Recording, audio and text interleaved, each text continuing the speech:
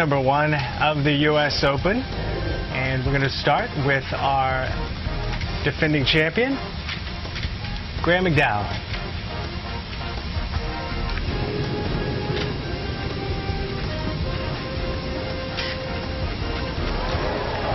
G-Mac had a great day. You know what? He has been bothered for a long time. That may not be the best word, but for 12 months now, he's had to answer questions, and now he came back, and he backed it up today. He had a pretty decent round. And I was surprised at the way he played. He really hasn't been playing that well lately.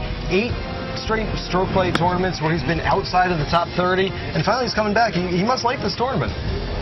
And Graeme McDowell was able to put together a beautiful opening round 70. Now Davis Love III. Davis Love III, 47 years old, playing in his 22nd U.S. Open. You know what, the thing about Davis Love, he's 47 years old. We talk about this all the time, about him, you know, maybe he's past his prime, maybe he's worried about being the Ryder Cup captain next year. He wants to win, he wants to make Freddie's team. He does, and he wants to make his own team. Absolutely. He's got his eyes set on next year, getting onto his own Ryder Cup team. That hasn't happened in a while. Another Ryder Cup veteran, that being Stewart Cink. Another nice day for him. He's been playing well as of late. He really has. He struggled earlier this year. He's done a lot of work with his swing coach and his mental coach, and I think it's starting to pay off. You think Tom Watson's watching this right now saying, boy, that's Stewart Cink. If it wasn't for Stewart Cink. Bubba Watson in some interesting attire, trying to raise some awareness and money for military families. He had an interesting day, up and down. This is shot on the 12th part of a 4 straight birdie run for him, but he closed with 3 bogeys. What a week for Bubba. He releases his music video, he meets the president, he actually plays a little golf, too. Let's be honest, the only reason we're showing this highlight is because of them pants. I like that. You like those pants, don't you? I like it. Louis Oosthuizen, the Open champion.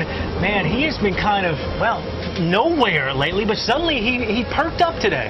Well, and this was number 11, his approach shot to inches. This played the hardest hole of the day. That's a heck of a shot. You know, it's funny, we were talking about Louis last year at the Open Championship, maybe having the best swing in golf. Well, he still has it, we just haven't seen it in a while. Well, in opening round 69, now here's Ryan Palmer. Look at this shot on the difficult 10th.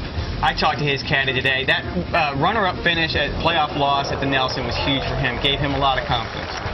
Top American on the board right now, U.S. Open. We need some red, white, and blue on the board. Is that who you picked?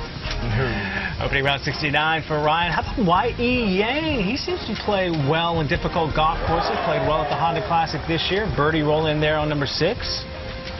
Here's the deal with Y.E. today. He birdied all 4 par 3s. He said he'd never done that in his career. I'm not sure anyone's ever done that at U.S. Open. I'm still checking. I know one guy sitting at home who's sitting there saying, boy, that Y.E. Yang, if it wasn't for him, I'd have 15 right now.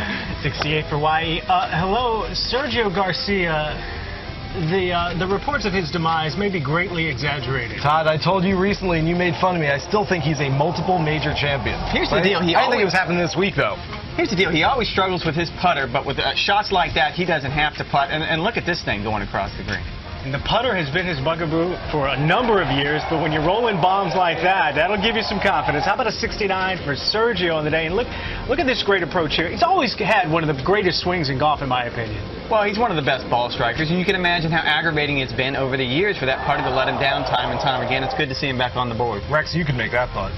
Charl Schwartzel, the Masters champion, and we have said all week, if you can play well at Augusta, you can play well on this course because it demands a right-to-left approach. Hey, I know we're not supposed to talk about it, but Charl Schwartzel has a chance to win the Grand Slam this year. Oh, by the way, Ricky Fowler still looking for his first professional victory, and why not at the U.S. Open with that long bomb on the 3rd? My favorite of the golf boys. I'm going to go out on a limb. I was expecting more from Dustin Johnson today, but he had some issues. So is Rex. That was his pick to win. How's this looking, Rex? Yeah, how am I looking right now?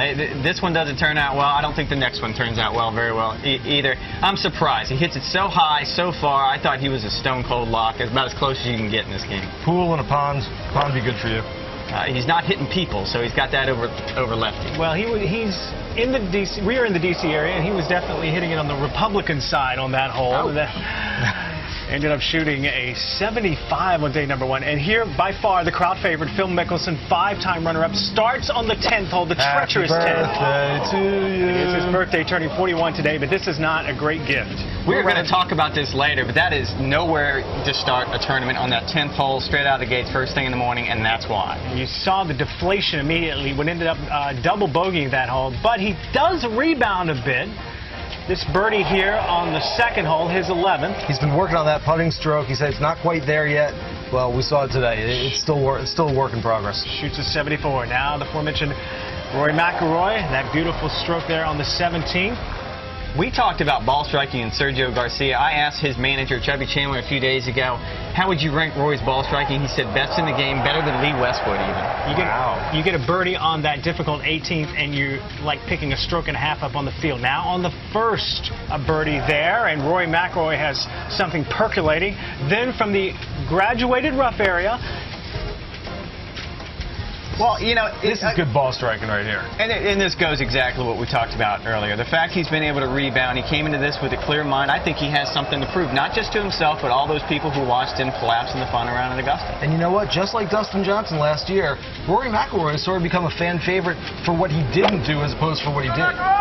You see that number there, 321-yard drive on the par 5-6, goes at this green in 2, and what a shot here. Now, this is just an amazing shot. Mike Davis talked about wanting to make this a risk-reward hole, but it was played from the tips today. I could not hit that shot. He did not make his eagle putt, but he did make birdie, and Rory McIlroy, a 65, and kind of like UFOs and Bigfoots, going around this golf course without a bogey, rarely seen, but he was able to do that.